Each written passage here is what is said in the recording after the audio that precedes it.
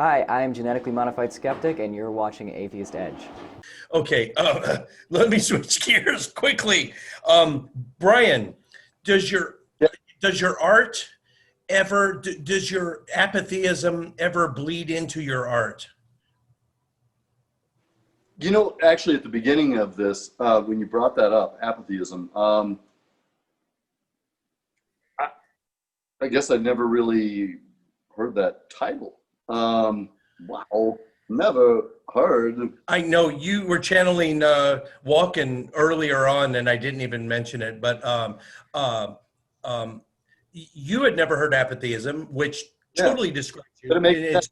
It's a great moniker. A Christian friend of mine who's a pastor of a megachurch called me a cradle atheist once, and I had never heard the term before, and it fit perfectly. Someone who's never believed ever and has been an atheist his whole life. So yeah. Yeah. Well, as far as that bleeding over in my art, that's interesting because, well, I don't think so. Because I'm trying to think, okay, any kind of religious things, what religious elements or anti-religious elements make it into my art? Now, it's kind of funny that we were talking about the Satanism a little bit ago, because the very first art show that I actually ever did was hosted by, and now I can't remember, it was the Church of Satan. Because they're tenets. Okay, there's one of the tenets that is the body is inviolable. Right, and so they chose me. They got turned on to my art somehow, and it was sexy and dark. So they thought, oh, that's cool, And I was like, sure, whatever. But sure enough, at the art show, they had like some mass, and I'm like, yeah. I went out and smoked, whatever. But It's funny that we were talking about that a little bit ago, because it's so hilarious to me, because they make fun of LaVeyans. And then, like, I know other people who are LaVeyan, and then they make fun of that. And then, it's just like, y'all realize you're all full of shit, right? But whatever, that's my opinion. And guess what? Don't give a fuck, because I'm an apatheist. Is that what I should start calling myself? Precisely. If you want, if the moniker fits, sure. But Yeah. Lalandra was saying that there's a distinct difference between Church of Satan and the two sects. The Satanic Temple. A Satanic Temple. Now, tell me, I don't know. I'm honestly asking you, Lalandra, which one are composed mostly of atheists that don't even believe in Satan? The Satanic Temple. Okay, so there's the big difference. So when Brian says they're all full of shit, he's only talking about one sect, the ones that actually think Satan is an actual being. Yeah, the LaVeyans. Yeah, The Church of Satan. I see. That's why they're mocking them. Because for that show, so it was for the Satanic Church, or they were hosting it or whatever at a gallery in town. And yet I show up with my head shaved and a goatee, and I look like Anton LaVey wearing a black suit, so whatever. Anyway, but but as far as in the art, it is interesting, because I don't know if any of those values necessarily show up in it. I mean, I don't know how you express these kind of concepts when you're just painting a dominatrix. But over in the Micronaut stuff, it's interesting because there's a whole story behind it and everything, and I actually included a whole belief system for them, like they have gods and things. So it's I guess kind of the opposite there, but it's a super tongue-in-cheek thing. It's like their gods are actually the name of the two toy companies that produce the toys. If you take those toy companies and spell them backwards, that is what they believe in the creators. Because in essence, Whoa, are you kidding me? I never knew that. Little fucking spoiler, Jim. Don't spill it out on the other group, okay? Wow, I really had no idea.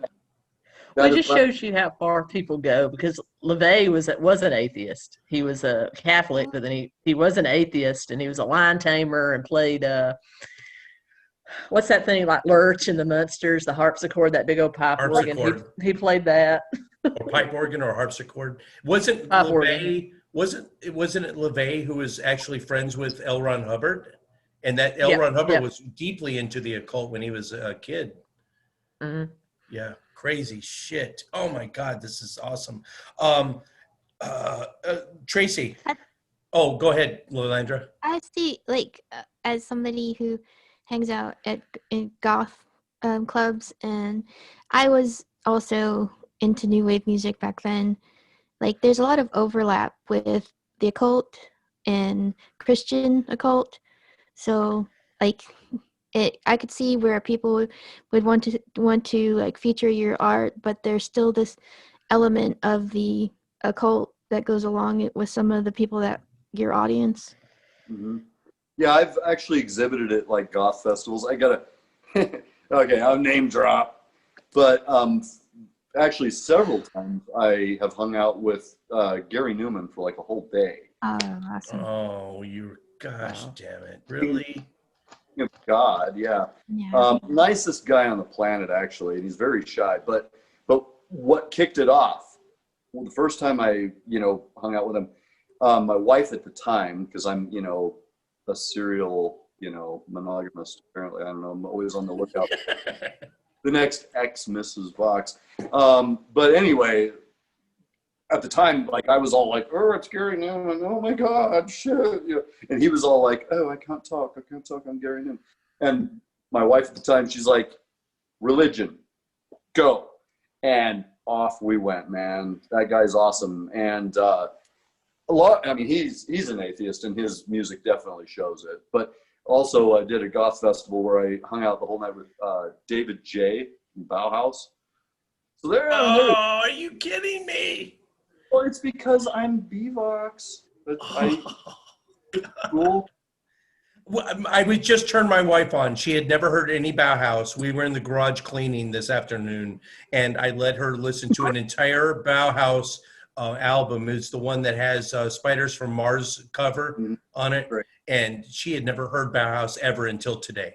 Oh man, last time I saw him live, Peter Murphy, he as his finale in the show, or whatever they call it. I don't know. I don't use ever the proper terms, but he did Bowie, Ground Control. The other one.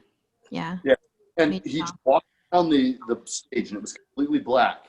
But you couldn't see him through the show, but there were light bulbs hanging at different levels. And every time he'd walk to an area of the stage, a light bulb above him would turn on. And they'd walk over here, and that would go off, and then this one would turn on. It was really, really cool. But anyway, yeah, we digress. I think Peter Murphy's a Muslim. I think he moved to Yep. Turkey. And I know he's poof, and he's super balding, even worse than me. oh no. Hi, how you doing? Nice to meet you. Well, you don't spray paint the top of your head, so you're good. I do have some base on it to cover up my blemishes for this show, but and to take off the shine. See, that's how it should look. All right. It's no shame. Tracy, you obviously play shows all over the place. So when you're in the Deep South, do you even bring up the fact that you're a lesbian, that you're married to a woman? How does that play off? Do they receive you openly? I've never had any problem with it. I've played city is not really a problem. If you play a major city, not really a problem. But if you are in these, I play a lot of my shows in small towns. They pay the most for non-A-list comedians. Somebody like me on the D or the F list, they can they pay a lot more because A-listers don't go there. A-listers don't go to Soddy Daisy, Tennessee, but I will. And so I've never had any issues in the most redneck clubs. Most of the time after the show, the rednecks in the audience, and I consider myself a redneck. I am very country. I listen to country music. I grew up hunting and fishing and still love to do all that stuff. So they'll come to me, "Oh, it's cool, you're a lesbian." The men are like, "It's cool, it's cool." I've never had any issues with it at all. That is good to know. And I tour with his name is Jerry Harvey. He's out of Chattanooga, Tennessee. Now, he is a gay conservative. He's a Buddhist, too. And I tour with him. I open for him all over the South. And he has never had any issues either. But he tells a joke where he talks about the 45 he keeps in his man purse, and nobody really bothers him. So he does really good. So when you get into like the small towns in the South, I don't know what people hear, but they're not as segregated and not as bad as people make them out to be. My neighborhood, I live in the boonies, about 30 miles west of Nashville, Tennessee. I have, in the little cul-de-sac that I live, it's an unincorporated area, but in the little cul-de-sac that I live in, I have a Hispanic family next door. They're from Mexico. They have a rebel flag on their porch. They have fighting chickens in their backyard. The sheriff lives down the road from me, and then there's a couple of African American families. One of them drives a pickup truck with a rebel flag on it. So there are people all over the span here. We're not as divided as lots of people in the big cities think we are. We're all just country folk out here. That is so antithetical, and I see little Andrew's head about to explode. But I'm not about to explode, but oh my God, I've experienced it differently though. Yeah, I mean, my only exposure to a gay a gay conservative is Milo Yiannopoulos, who is married to a black man, and he still spouts what, and me as a centrist, I will admit that he spouts racist ideology. So Milo's a provocateur. That you can't take him and combine him with like your average gay person that might be conservative. I know a lot of gay conservatives. They're not like Milo at all. So he's a provocateur. It's the same reason you can't take like Ben Shapiro and say that's what all Jewish people are like, conservative Jewish people are like. They're provocateurs. Their job is to create a fuss on the internet, and that they do it very well. And of course, now Milo, you don't really hear from him anymore since he, brought in the whole pedophilia stuff, which is probably a good thing that he's no longer with us. I've noticed that's the bridge most people will not cross. Yeah. Like they'll defend free speech to the hilt, white supremacy, whatever. But once people's like, hey, what I want to talk about my beliefs about pedophilia. Everybody's like, oh man, you're a scum, you're a scum, Yeah. You're a scumbag. You would not believe. Now, I'm old school. I've been gay since it was just LGBT. And now there's LGBTQIA. Even me, I get confused as to what it all means. The first time I heard the word pansexual, I told him, please stay out of my kitchen. I mean, that's what that's what I said. I mean, that's how old school I am. But you'd be surprised when an attempt was made to add, almost add pedophilia as a sexual, preference or orientation to that. The gay outrage was real, and we stomped that really quick. Because that's one of the things that people try to push on to homosexuals, especially like the Boy Scouts. Well, you don't want a male scout leader who's homosexual because he might molest kids, and as if heterosexual scout leaders don't do that. Most pedophiles are straight men. There are statistics on that. Most pedophiles are straight men that go after. I hesitate to even use the word straight. Most would identify as heterosexual white men, and they like to go after little girls. And then in the Catholic Church, the thing is, like, my mother-in-law was former Catholic. She left the Catholic Church because when she was a teenager, because a priest in her parish, and she grew up in Chicago, a priest in her parish refused to marry a disabled vet who was paralyzed from the waist down to his girlfriend because they said reproduction wasn't possible, literally. And she told that priest when she overheard it that that's not the Jesus she knew. And she's Methodist now, but she moved to the Methodist Church. But she was telling me that used to be the big spin with gay men in the Catholic Church. They would tell them that it wasn't a sin to be gay, it's a sin to act on it.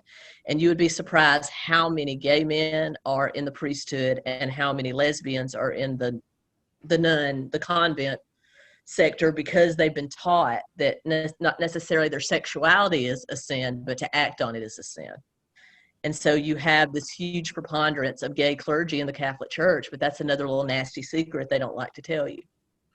And I think that's sad. I really think, and that was an interesting fact that I was unaware of only until my mother-in-law told me. So go ahead, Lil Andrew. That's okay. I just wanted to clarify that there's some heterosexual men who maybe they get some kind of domination bullying thing out of it that rape people of the same sex. So Oh yeah, I'm it's sure. I mean, necessarily a homosexual.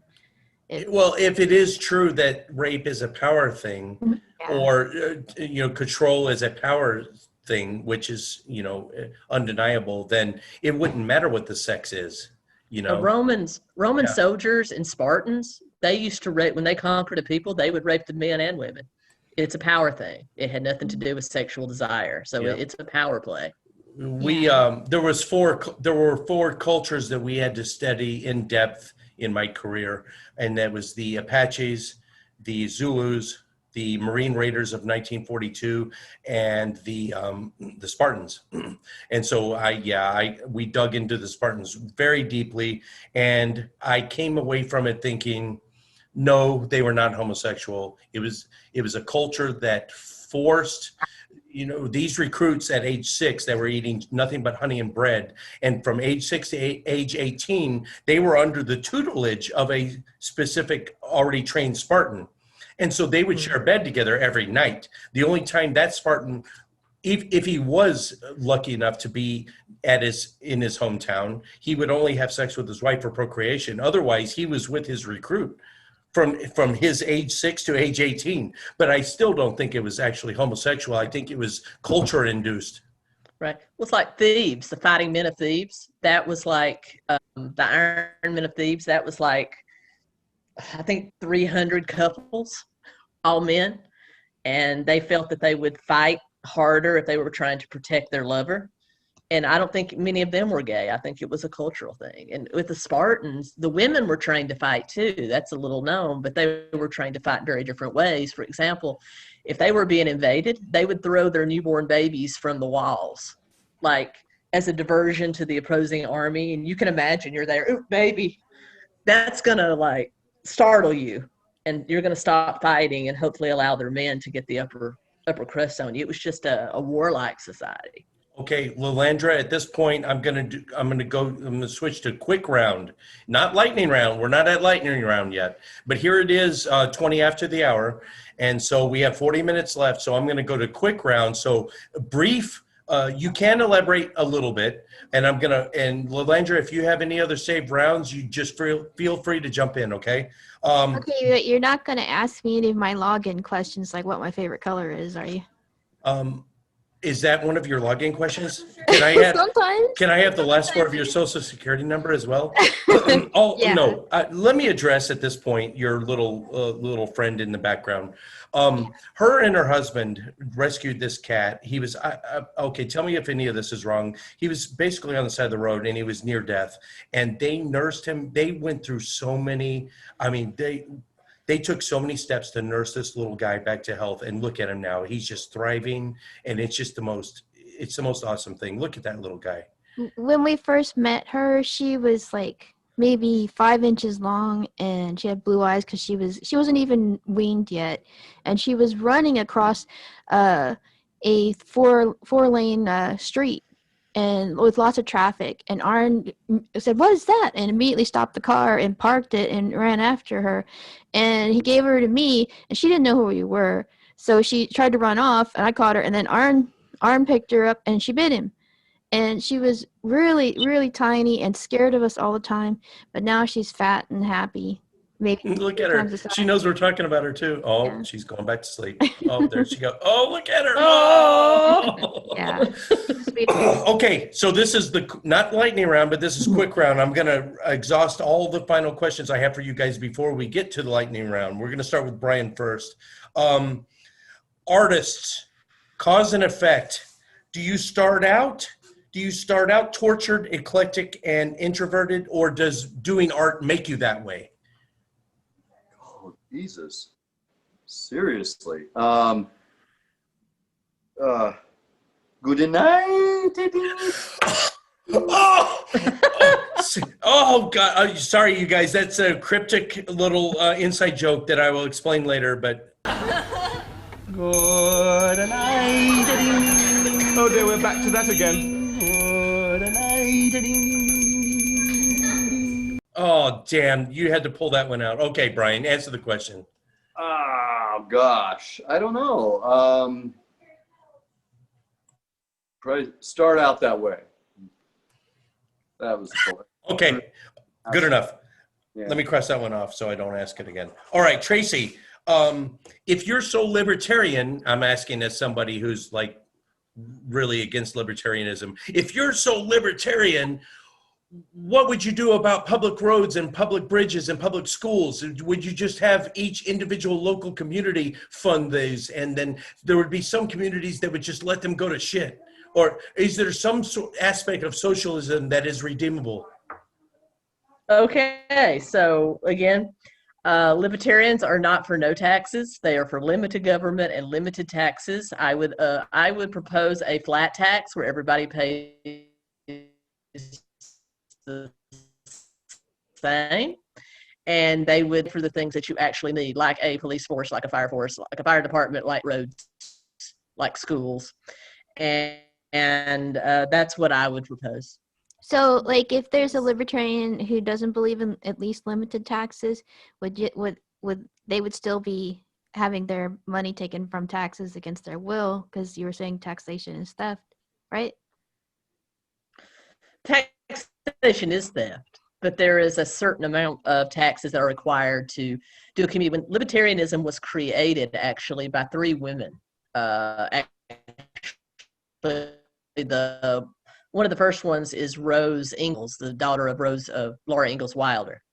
And they grew up in the time of the prairie communities where literally it was everybody's little community that built their own roads. So libertarianism has had to grow and change with those times. And there are some people that are still on that model and refuse to come forward on it. But the bottom line is, as big as our society has gotten, there has to be some sort of taxation, but limited. The bare minimum is what most libertarians would propose. But there are some out there that hang on to those old ways. And, they're still called libertarians because in most cases they are. But, libertarianism has grown just like any other movement and evolved over the years. Brian, what do tropical fish and ninjas have in common? They're the same thing. Do you want to expound on it just a little, just for the audience? Yeah, once upon a time, people didn't really know what ninjas were.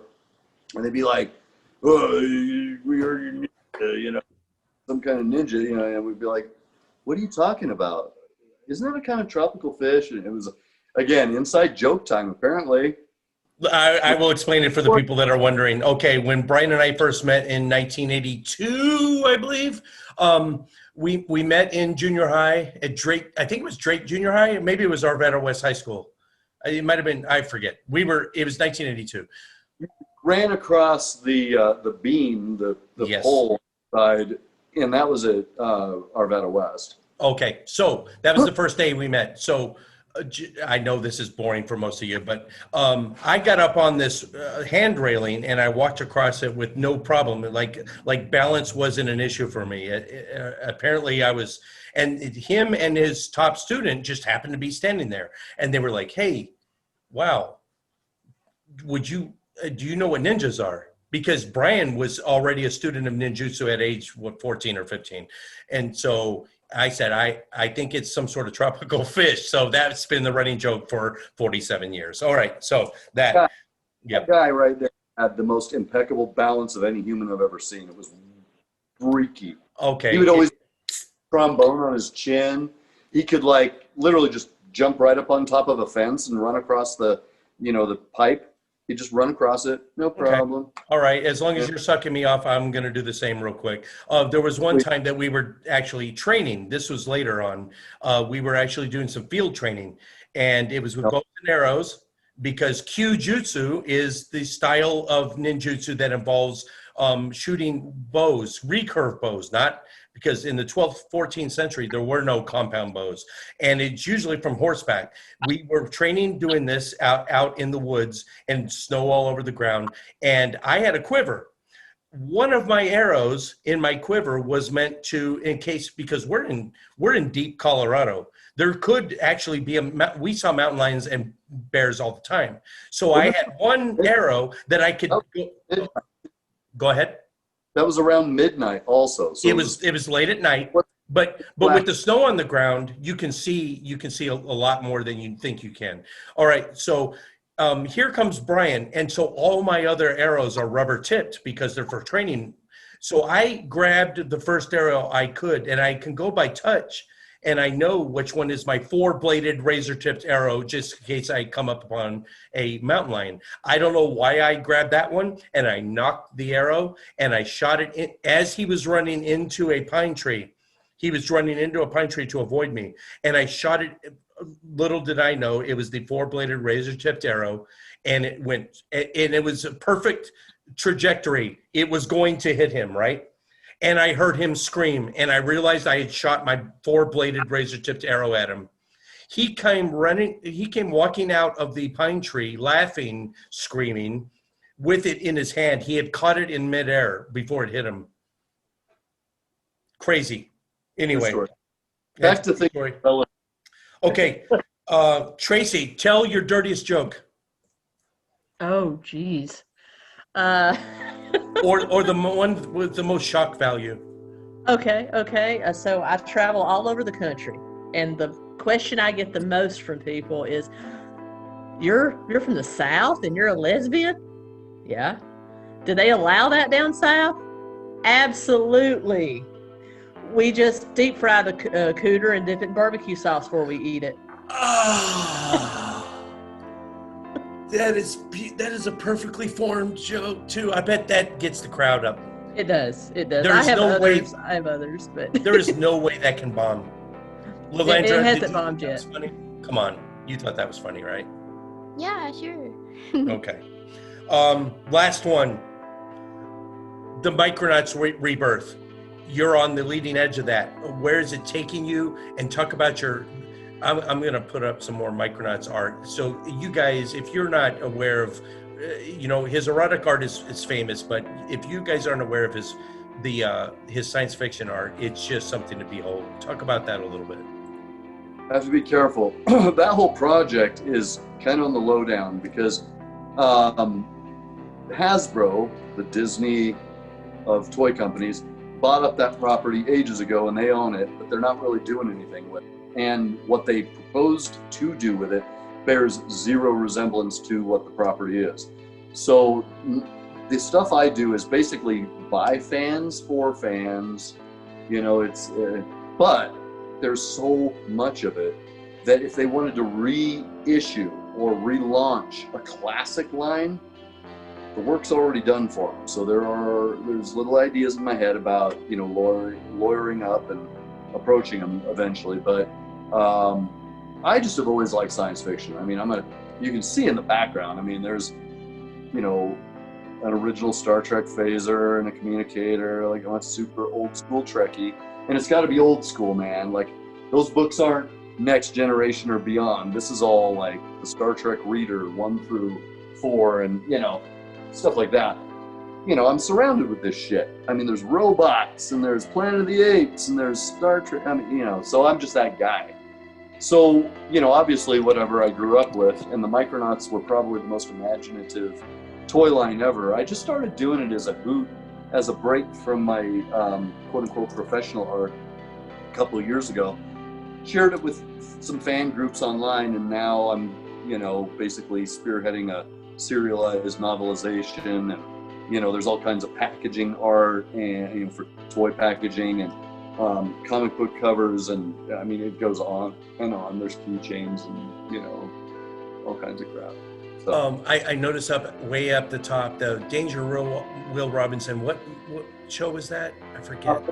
Actually, Robbie the Robot from Forbidden Planet. Planet, but then he was in what? Lost in Space. Lost in Space. That's it. Danger, Will Robinson. So the guy who did the original voice, Dick Tufeld, that used to be my answering machine on my phone, but now it's Leonard Nimoy, and I can't get rid of it because he's gone now. So it's like, okay, that's going to be my answering machine. I'm pretty sure that phone solicitors call me, and then I'll get a call, and then suddenly I get 800 other calls like right afterwards, and I. Like, dude, you gotta call this guy and listen to his answering machine, yeah. Yeah. Yep.